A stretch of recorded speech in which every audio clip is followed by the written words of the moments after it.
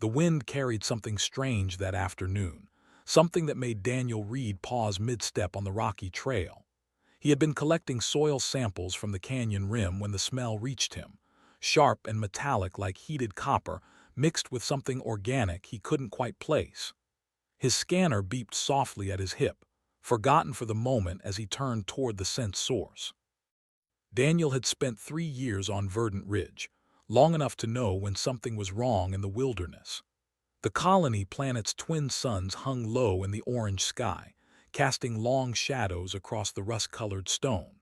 He adjusted the strap of his field pack and followed his instincts down a narrow path between two towering rock formations. The claw marks appeared first, deep gouges in the canyon wall, each one as long as his forearm. Fresh too, with small chunks of stone still scattered below them. Daniel knelt and touched one of the marks, feeling how the edges were smooth and hot. Whatever made these had passed by recently. He heard the breathing before he saw her. Low and rattling, each exhale accompanied by a wheezing sound that spoke of pain and exhaustion. Daniel rounded a boulder and stopped dead in his tracks.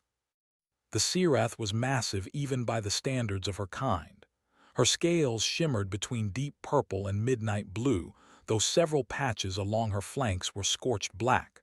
Plasma burns, Daniel realized with a sinking feeling. The illegal hunters had been here. She lay curled around a small cave entrance, her body forming a living barrier despite the obvious agony it caused her. One wing was torn, the delicate membrane hanging in tatters. Dark blood, almost black in the fatting light, pooled beneath her belly. Her enormous head rested on the ground, but her eyes were open and alert. They fixed on Daniel the moment he appeared. He had been trained never to approach a wounded Sirath. The colony briefings made it clear that these creatures were dangerous and unpredictable, but something in those eyes stopped him from running. There was intelligence there, a clarity of purpose that went beyond animal instinct. Daniel held up both hands slowly, keeping his movements careful and deliberate. The Sirath's nostrils flared as she caught his scent. Her lips pulled back slightly, revealing teeth like ivory daggers, but she made no move to attack. Instead, she just watched him with an intensity that made his skin prickle. He took a small step forward, then another. The creature's massive chest rose and fell with labored breaths, but she remained still. Daniel could see now that the plasma burns covered most of her left side, the kind of wounds that came from sustained fire. Someone had hunted her with serious firepower, probably trying to bring her down for the valuable scales that armored her body. When he was close enough to touch her, Daniel carefully lowered himself to sit on the ground. The Sirath's eye, easily the size of his head, tracked every movement. He slowly reached into his field pack and pulled out his emergency rations. The protein bars probably meant nothing to a creature this size, but it was all he had to offer. He broke open a bar and held it out on his flat palm. The Sirath's nostrils flared again, processing the unfamiliar scent. For a long moment, nothing happened. Then, with obvious effort, she extended her neck and took the offering with surprising gentleness. Her rough tongue barely brushed his skin as she pulled the food into her mouth. Daniel opened 3 more bars and offered them one by one. She accepted each with the same careful precision, never once making a threatening move despite her size and power. He noticed she was shaking slightly, tremors running through her massive frame. She was dying, he realized. These wounds were too severe, too numerous. Even if he called for help right now, nothing could save her. A sound came from within the cave behind her, soft and high-pitched, somewhere between a chirp and a squeak. The Sirath's entire body tensed. Her head swiveled slightly toward the cave entrance, then back to Daniel. The look in her eye changed, becoming somehow more desperate and more determined at the same time. Daniel heard it again, that small sound echoing from the darkness of the cave. Understanding crashed over him like cold water. She wasn't just protecting the cave itself. There was something inside, something alive and vulnerable. He started to stand, thinking maybe he could look inside, but the Sirath shifted her bulk to block his view. She made a low sound in her throat, not quite a growl but certainly a warning.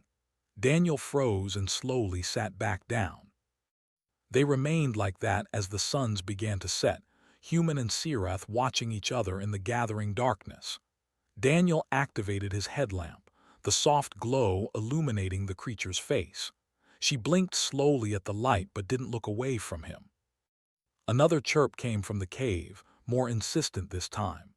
The Sirath's breathing had become more irregular, each inhale a struggle. She shifted her weight with obvious pain, and Daniel saw her make a decision. Something changed in her posture, a subtle relaxation that somehow felt significant. She lifted her head with tremendous effort and moved it slowly to the side. Not much, just enough to reveal a narrow gap between her body and the cave wall, just enough for a human to squeeze through if he tried. The chirping came again, and this time Daniel heard something else in it. Hunger perhaps, or fear, or simply the basic need for attention that all young creatures share. The Sirath looked at him one more time. Then, with deliberate slowness, she lowered her head and closed her eyes. Her breathing continued, ragged and fatting, but she had made her choice clear. Daniel understood what she was asking. He pulled his light higher and approached the narrow opening she had revealed. Daniel squeezed through the gap sideways, his shoulders scraping against warm scales on one side and cold stone on the other. The cave interior was larger than he expected, opening into a natural chamber about the size of his sleeping quarters back at the colony. His headlamp beam swept across smooth walls that held an odd warmth, as if the rock itself had been heated from within. Then he saw the egg. It sat in a shallow depression at the center of the chamber, roughly the size of a cargo container but with a surface that seemed to shift colors in his lamplight. Deep cracks webbed across its surface, and as Daniel watched, a piece of shell fell away with a wet sound.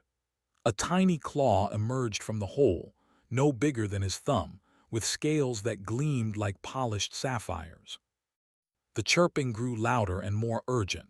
Another piece of shell cracked and fell. Daniel dropped to his knees beside the egg, unsure what to do but knowing he needed to do something. The little claw scraped at the shell from inside, working to break free. He reached out carefully and pulled away a loose section of shell. The membrane beneath was thin and translucent. Through it he could see movement. Another push from inside and the membrane tore. A small head poked through, eyes still closed, mouth open in a silent cry. Daniel worked quickly now, helping to clear away the shell fragments. His xenobiology training kicked in despite the surreal nature of the situation. Every hatching followed basic rules. Clear the airways, check for obvious deformities, keep the newborn warm. The hatchling tumbled out in a rush of clear fluid, all flailing limbs and wet scales. She was beautiful in a raw, vulnerable way that made Daniel's chest tighten. No bigger than a house cat, with wings that looked like crumpled silk and a tail that whipped around blindly. Her scales were the color of a summer sky just after dawn. She chirped again, louder now, and Daniel realized she was cold. The egg had provided constant warmth, but now in the cool cave air, the tiny creature was shivering. He stripped off his jacket without thinking and wrapped her in it, pulling her against his chest. The hatchling immediately pressed into the warmth, her chirping quieting to small hiccups of sound. Daniel felt something shift in his chest, a protective instinct so strong it bordered on fierce. This tiny, helpless creature needed him. The mother Sirath outside had known it, had somehow understood that her baby needed more than she could give in her dying moments. He carefully made his way back to the cave entrance, cradling the hatchling close. The mother Sirath's breathing had grown even more labored. Her eyes opened when she sensed his approach, focusing on the small bundle in his arms. Daniel knelt beside her massive head and gently turned so she could see. The hatchling's tiny face peeked out from the thermal jacket, eyes now partially open and reflecting the lamplight. The mother made a sound deep in her throat, something between a purr and a sigh. She reached out with one foreclaw, moving with painful slowness. Daniel held his breath as those deadly talons, each one capable of tearing through steel, came close to the hatchling. But when she touched her baby, it was with a gentleness that defied her size. Just the tip of one claw, stroking the tiny head with impossible care. The hatchling chirped and tried to reach toward her mother. Daniel shifted closer, letting them touch. The mother Seraph's eye fixed on his face, and he saw something there that transcended species. Gratitude, trust, and an unspoken plea that needed no translation. He started to speak, to promise something, but his throat closed up. Instead, he simply nodded. The mother's eye closed slowly, then opened again. She was fighting to stay conscious, fighting to see this moment through. Her massive head shifted, and she pressed her foreclaw gently against Daniel's free hand. The weight was enormous, the scales rough and warm beneath his palm. They stayed like that for several heartbeats, connected by touch and understanding. Then she pulled back and made a sound unlike anything Daniel had heard before. It started deep in her chest and rolled out like distant thunder, resonating through the canyon walls. It wasn't a roar or a cry.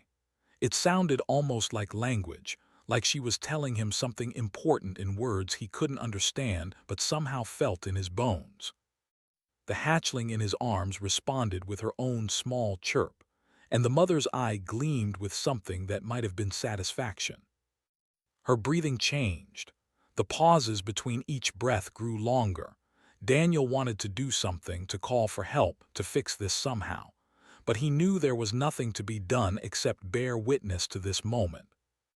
He held the hatchling closer and placed his other hand on the mother's scaled brow.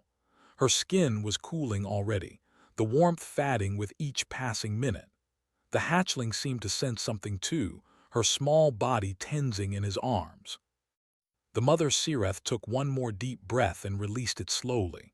Her eye remained fixed on her baby and on the human holding her. Then, with a final exhale that stirred the dust around them, she went still. The silence that followed felt heavy and profound. Daniel sat there in the growing darkness, holding a newborn Seraph whose mother had just entrusted him with the most precious thing in her world.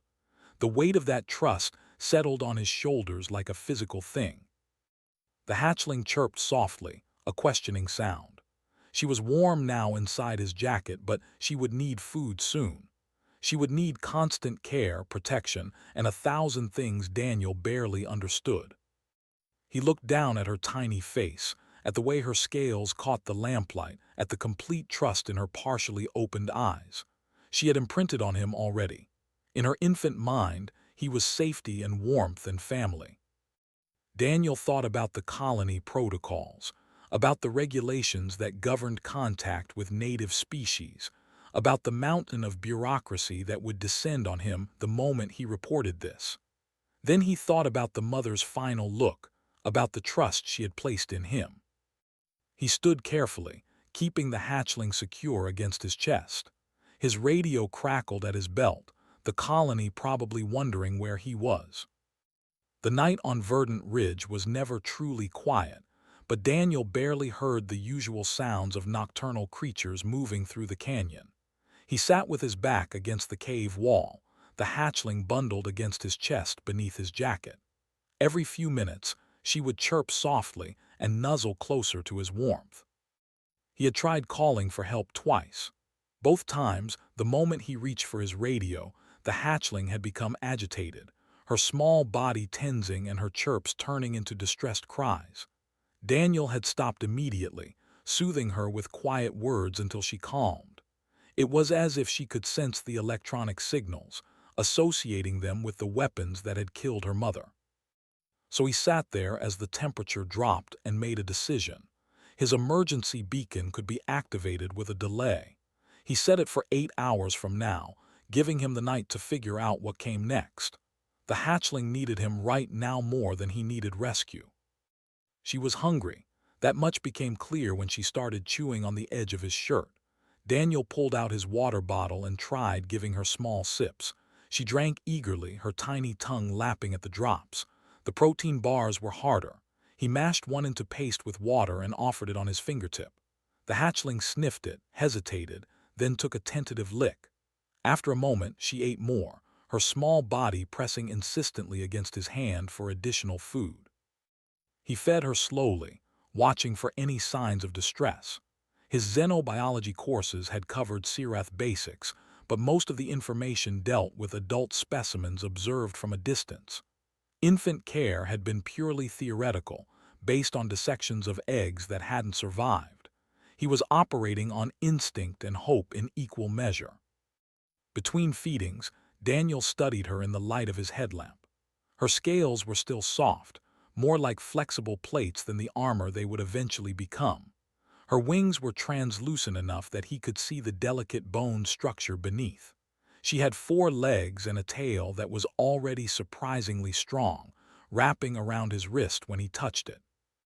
He found himself talking to her, explaining what he was doing as he worked.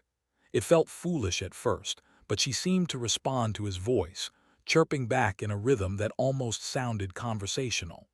When he tried different sounds, she mimicked some of them, her tiny vocal cords producing surprisingly complex notes. By the 3rd hour, she had fallen asleep against him, her small chest rising and falling in a steady rhythm. Daniel allowed himself to relax slightly, though every noise from outside the cave brought his attention snapping back to full alert. The poachers who had attacked the mother were still out there somewhere. They would know they had failed to bring down their target. Would they come back to investigate? He pulled the hatchling closer at the thought. Whatever happened, he wouldn't let them have her. The promise he had made to her mother felt like a physical weight now, binding him to this tiny creature with threads stronger than any contract or obligation. As dawn approached, painting the canyon walls in shades of gold and pink, Daniel heard the distant sound of engines. His rescue team was coming, probably tracking his beacon. He looked down at the sleeping hatchling and made another decision. Her name would be Sky.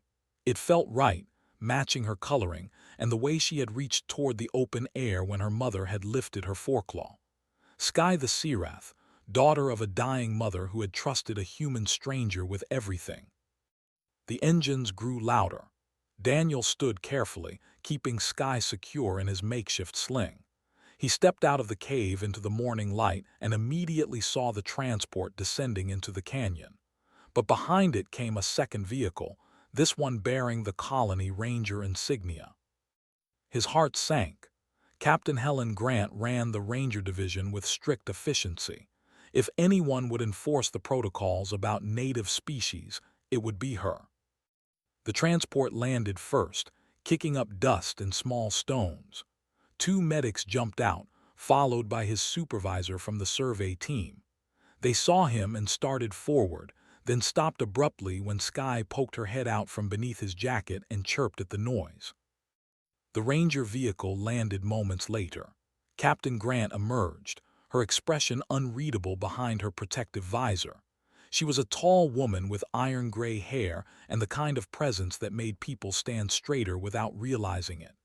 Daniel had met her twice before, both times in official capacity. She had struck him as fair but inflexible. She walked toward him with measured steps, her eyes fixed on the small creature he was holding. Daniel fought the urge to step back into the cave. Running would solve nothing. Grant stopped a few meters away and raised her visor. Her face was harder to read than Daniel expected. Not angry exactly, but not pleased either. She studied Sky for a long moment, then looked past Daniel to where the mother Sirath's body lay in the shadow of the canyon wall. Something shifted in her expression. Just a flicker, quickly controlled, but Daniel saw it. Sorrow perhaps, or regret. She turned her attention back to him and spoke in a voice that carried across the canyon. "That's an unregistered juvenile Sirath, Surveyor Reed. You know the protocols." Daniel met her gaze steadily. "Her mother asked me to protect her." Grant's eyebrow rose slightly. "Asked you?" He gestured toward the fallen Sirath. "She was dying from poacher fire. She had just enough strength left to protect her baby until I arrived. Then she moved aside and let me through." He paused, feeling the weight of Sky's small body against his chest. She trusted me, Captain. She chose me. The medics and his supervisor had moved closer, listening. Grant looked at each of them, then back to Daniel. Sirath are protected under colonial law. Orphaned juveniles are supposed to be documented and handled according to Section 7 of the Wildlife Protection Act. Daniel knew Section 7. It called for euthanasia in most cases, claiming it was more humane than letting juveniles die slowly in captivity. The real reason was simpler and uglier. Young Sirath were expensive to care for and potentially dangerous as they grew. Sky chirped and stretched one tiny wing. The membrane caught the morning light, glowing like stained glass. Captain Grant stood silent for what felt like an eternity, her eyes moving between Daniel, Sky, and the body of the mother Sirath. The canyon held its breath with them, waiting. Finally Grant spoke. "Walk with me, Reed." She turned and headed toward a cluster of rocks away from the others. Daniel followed, keeping Sky secure against his chest. The hatchling had tucked her head under his chin, apparently content to ignore the strangers for now. When they were out of earshot, Grant stopped and faced him. Her expression had softened slightly, though her voice remained professional. "I have a dead Sirath killed by poachers, an unregistered juvenile, and a civilian who spent the night in the wilderness with a potentially dangerous native creature. This is a bureaucratic nightmare." Daniel started to respond, but she held up a hand.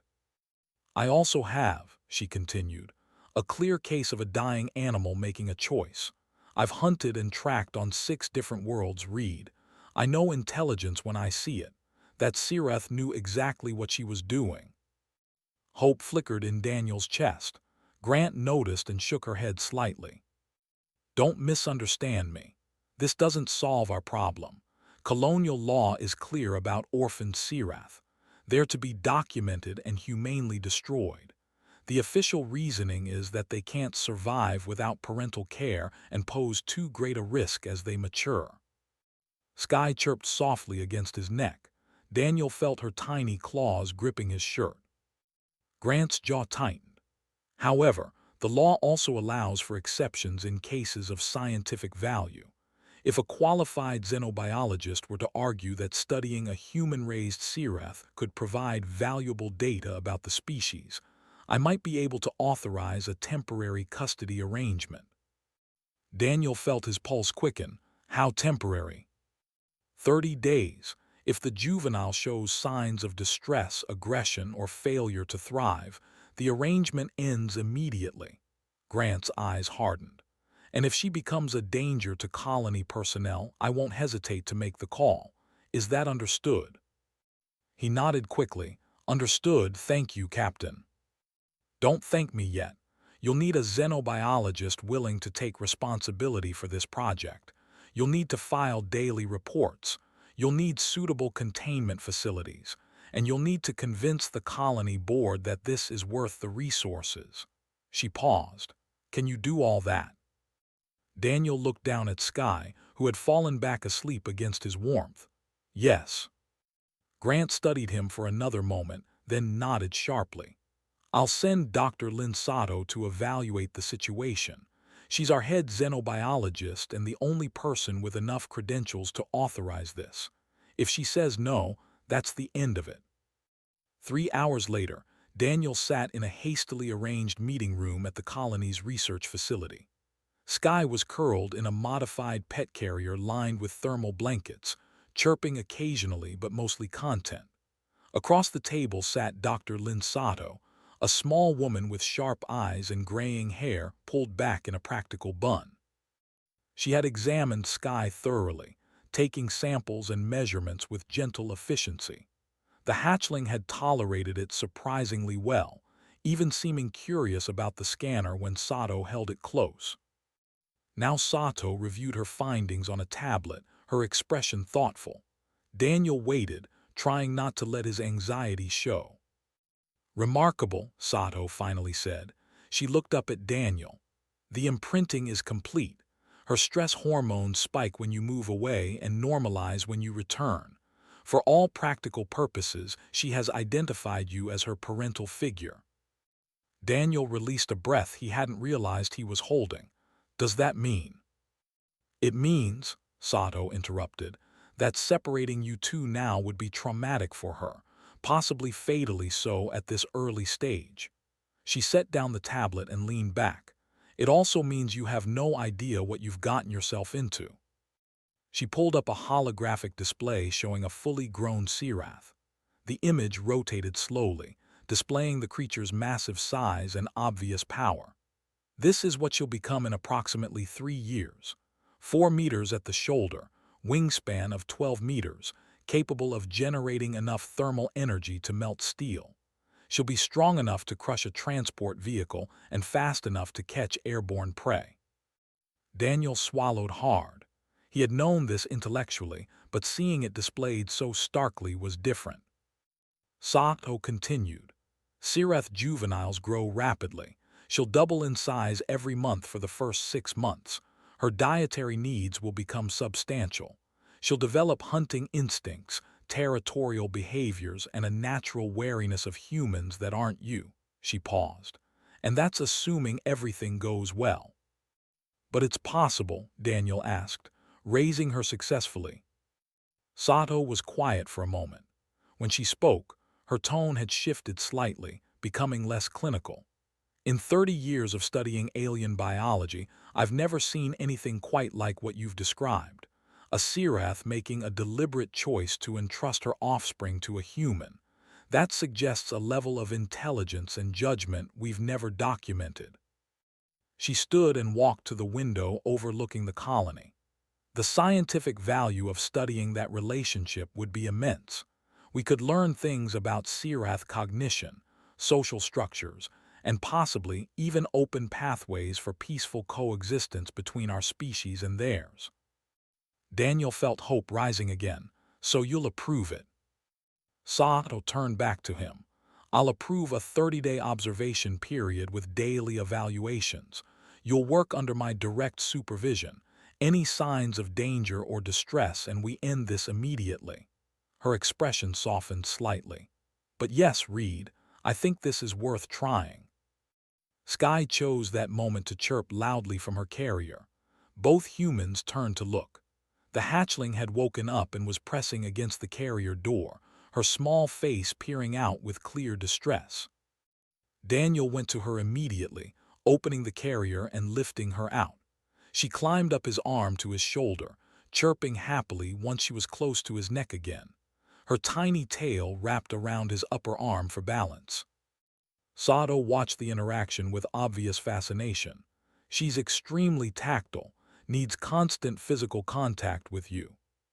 "Is that normal?" Daniel asked, gently stroking Sky's head with one finger. "We don't know, that's the point." Sato returned to the table and began typing rapidly on her tablet. "We're in completely uncharted territory here. Every observation could be groundbreaking." She looked up at him seriously. "This won't be easy, Reed. You're going to face opposition from colonists who fear Sirath. You're going to be exhausted from constant care. And there's no guarantee this ends well." Daniel felt Sky's small heartbeat against his neck, rapid and trusting. "I made a promise." Sato nodded slowly. "Then let's make sure you can keep it." 2 weeks passed in a blur of sleepless nights and constant learning. Daniel's quarters had been converted into something between a nursery and a research lab, with monitoring equipment sharing space with thermal lamps and feeding supplies. Sky had grown at an alarming rate, now the size of a large dog with wings that could actually carry her short distances. She followed him everywhere. When he showered, she waited outside the door, chirping anxiously until he emerged. When he worked at his desk, she curled at his feet or perched on his shoulder despite being almost too large for it. At night, she slept pressed against his side, her body temperature keeping them both warm. Dr. Sato visited daily, documenting everything with the enthusiasm of someone who knew they were witnessing something unprecedented. Sky had learned to recognize the doctor's scent and would perform small displays when she arrived, spreading her wings and making trilling sounds that Sato believed were greetings. But not everything was going smoothly.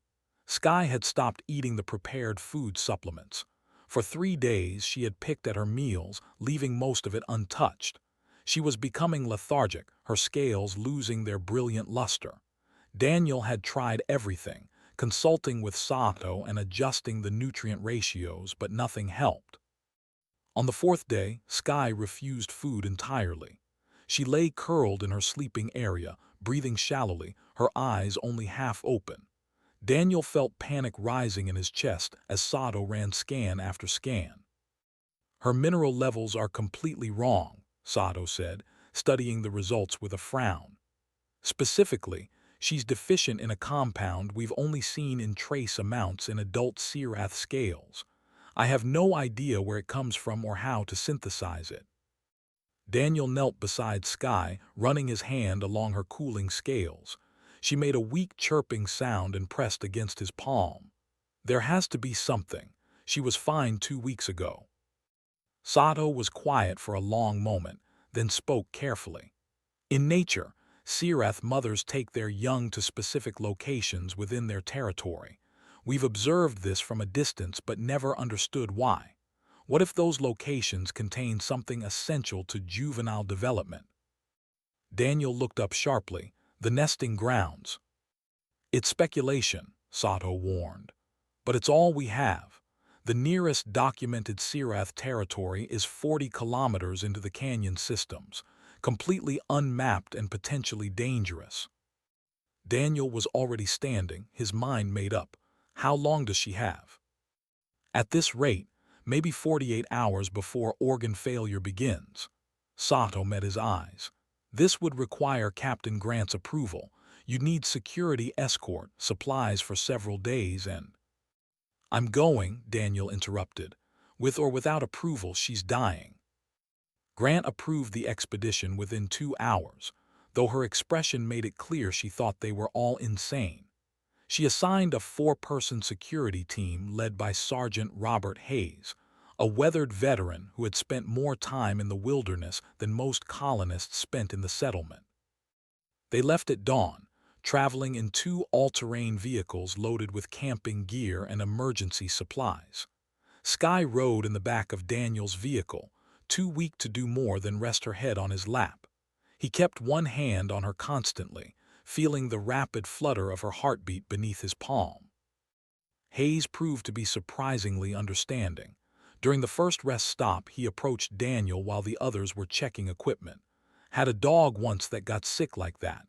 Refused everything until I took her back to the farm where she was born. Turned out she needed something in the soil there." He glanced at Sky. "Animals know things we don't." The canyon systems grew deeper and more dramatic as they traveled. Towering rock formations in shades of red and purple rose around them like ancient cathedrals. The air grew warmer, carrying strange scents that Daniel's equipment couldn't quite identify. Sky began to stir around midday. Her head lifted, nostrils flaring as she tested the air. She made a sound Daniel had never heard before, something between a chirp and a musical note. It echoed off the canyon walls, and to his shock, something echoed back. Hayes immediately had his team on alert, weapons ready. The sound came again, deeper and more complex than Sky's call. It was coming from ahead of them, from a narrow passage between 2 massive rock walls. Sky struggled to stand, her legs shaky but determined. She chirped again, more insistently, and began walking toward the passage. Daniel followed, keeping close. The security team spread out around them, tense but holding fire. The passage opened into a massive natural amphitheater. The walls were covered in crystalline formations that glowed with an internal light, casting rainbow patterns across the stone floor. At the center, water bubbled up from underground springs, creating small pools that steamed in the cooler air. Sky made a sound of pure joy and half ran, half flew toward the nearest pool. She plunged her head into the water and drank deeply. Then she began eating the crystalline formations growing around the pool's edge, crunching them between her teeth with obvious satisfaction. Daniel approached cautiously, pulling out his scanner. The crystals were formed from the same mineral compound Sato had identified as missing from Sky's diet. They grew naturally here, fed by the mineral-rich water from deep underground. Sky ate for several minutes, then suddenly went still. Her head turned toward the far side of the amphitheater, and she made a low, warbling sound. Daniel followed her gaze and felt his heart stop. 3 massive Siraths stood at the entrance to a cave system he hadn't noticed before. Each one was easily the size of the mother dragon who had died in his arms. They watched the group with obvious intelligence, their scales shifting through various colors as they communicated with each other through means Daniel couldn't perceive. Hayes and his team had weapons trained on the creatures, but the sergeant held up a hand for them to hold fire. "Nobody moves," he said quietly. "Let's see what they do." One of the Siraths stepped forward. She was slightly smaller than the others, with scales that mixed deep purple and midnight blue. The pattern was eerily familiar. Daniel's breath caught as he realized why. This Sirath bore the same coloring as Sky's mother. The marking patterns were too similar to be coincidence. Sky chirped and took a tentative step toward the larger creature. The adult Sirath lowered her massive head, studying the juvenile with obvious interest. Sky chirped again, and the adult responded with a complex series of sounds that made the smaller dragon's tail wag excitedly. Daniel felt torn between wonder and loss. This was Sky's family, her real family. The mother dragon hadn't been alone when she died. She had kin who would have cared for her baby if they had known. Mother Dragon TRUSTS, Human with Hatchling Part 6. The adult Sirath approached slowly, each step deliberate and careful. Sky chirped excitedly, moving between Daniel and the larger creature as if trying to introduce them. The other 2 Sirath remained at the cave entrance, watching but not interfering. Daniel's hand instinctively moved to his sidearm, then stopped. Sky trusted this creature. After everything that had happened, he had to trust Sky's instincts. The adult lowered her massive head until she was eye level with the human. This close, Daniel could see the intelligence in those eyes, the same awareness he had seen in Sky's mother. She studied him for a long moment, then made a deep rumbling sound in her chest. Sky responded immediately, chirping and spinning in a small circle. The adult watched her, then did something Daniel never expected. She turned and walked to a patch of the crystalline formations, carefully broke off a piece and brought it back. She placed it on the ground directly in front of Daniel. Hayes spoke quietly from behind him. "Sir, I think she's offering you a gift." Daniel knelt slowly and picked up the crystal. It was warm to the touch and surprisingly light. "Thank you," he said, knowing the creature couldn't understand his words, but hopping his tone conveyed his meaning. The adult Sirath made another sound, softer this time. She turned to Sky and began making a series of complex vocalizations. Sky listened intently, her small head tilting as if processing each sound. Then the adult did something even more remarkable. She walked to Daniel and gently nudged him with her snout, pushing him towards Sky. The meaning was clear. She was acknowledging his role in Sky's life. Over the next hour, something extraordinary unfolded. The adult Sirath, whom Daniel mentally named Elder based on her apparent status, began teaching Sky things her human guardian never could. She showed the juvenile how to properly spread her wings for maximum lift, how to regulate her body temperature more efficiently, and how to communicate in the complex language of her kind. But she never tried to separate Sky from Daniel. When the juvenile grew tired, she returned to her human side, pressing against his leg. Elder watched this with what Daniel could only interpret as approval. As the afternoon sun painted the canyon walls in gold and orange, Elder made a decision. She called to the other 2 Sirath, and together they began bringing more of the mineral crystals, piling them near the human vehicles. The message was obvious: take these for Sky's continued health. Hayes approached Daniel quietly. "Captain Grant is going to want a full report on this. I'm not sure she'll believe it even with the footage." Daniel watched Sky playing with a smaller piece of crystal, batting it around like a toy. "I'm not sure I believe it either." The elder approached one final time as they prepared to leave. She bent down and touched her snout to Sky's head in a gesture that transcended species, clearly affectionate. Then she extended one foreclaw toward Daniel. He hesitated only a moment before placing his hand on the massive talon. They stayed like that for several heartbeats, human and Sirath connected by their shared care for the small creature between them. Then Elder pulled back and made a sound that resonated through the canyon, a sound that spoke of acceptance and acknowledgement. The journey back to the colony felt different. Sky was healthy again, her scales gleaming and her energy restored. But more than that, something fundamental had changed. They had proof now that Sirath were not just intelligent animals, but beings capable of complex reasoning and cross-species cooperation. When they arrived, Captain Grant was waiting with Dr. Sato and a crowd of curious colonists. The story spread quickly. Humans and Sirath had made peaceful contact. A bridge had been built, and it started with one dying mother's impossible trust. 6 months later, Daniel stood at the edge of the canyon watching Sky soar through the air with a grace she had learned from both her human guardian and her Sirath family. She had grown large now, nearly the size of a transport vehicle, but she still returned every evening to the small habitat Daniel had built at the canyon's edge.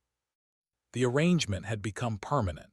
Daniel worked as the colony's official liaison to the Sirath family group. Sky split her time between both worlds, learning human concepts from Daniel and Sirath, wisdom from Elder. The canyon had become a meeting ground where both species could interact safely. Other Sirath had begun visiting, drawn by curiosity about the human who had been accepted into Elder's family. Some remained wary, but others brought their own young, allowing them to observe and even play with human children under careful supervision. The illegal poaching had stopped entirely, the poachers having learned that harming a Sirath now brought swift retribution from both species. Dr. Sato's research had revolutionized the colony's understanding of native life. They had discovered that Sirath maintained complex family structures spanning multiple generations, that they had something resembling culture with traditions passed down through teaching, and that they remembered individuals across years of separation. But for Daniel, the most important discovery was simpler and more profound. Trust was universal. It didn't require the same language or the same biology. It required only the courage to extend it and the honor to uphold it. Sky landed beside him with a thump that shook the ground. She had grown massive, her wingspan casting shadows across the entire clearing. But when she lowered her head to nuzzle against his shoulder, she was as gentle as she had been as a hatchling. "Time for dinner?" he asked, scratching the scales behind her jaw where she liked it.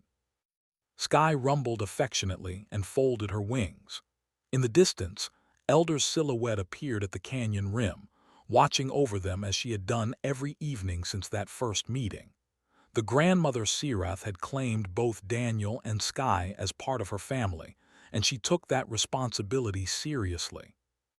As the twin suns set, painting the sky in colors that matched Sky's scales, Daniel thought about the mother dragon who had made this all possible. She had been dying, alone except for her precious egg, facing a future where her baby would have no protection in a dangerous world. But she had seen something in a stranger's eyes, something that transcended the fear and misunderstanding between their species. She had seen kindness, and she had bet everything on it. Her gamble had paid off in ways neither of them could have imagined. One act of trust had changed two species' futures. It had proven that the barriers between different forms of life were not insurmountable, that family could be chosen as well as born, and that sometimes the most important promises were the ones made without words. Sky chirped and nudged him toward their shelter. Inside, a meal waited, prepared from both human supplies and the mineral supplements Elder's family provided. On the table sat the crystal Elder had given him that first day, which Daniel had kept as a reminder. As Sky settled in her sleeping area and Daniel prepared for another evening of documentation and reports, he felt a deep sense of peace. This was his life now, strange and wonderful and unlike anything he had imagined when he first came to Verdant Ridge. He was a bridge between worlds, a guardian to a creature who was both dragon and family, a keeper of promises made to a dying mother who had trusted him with everything she loved. And every single day, he worked to prove that her trust had not been misplaced.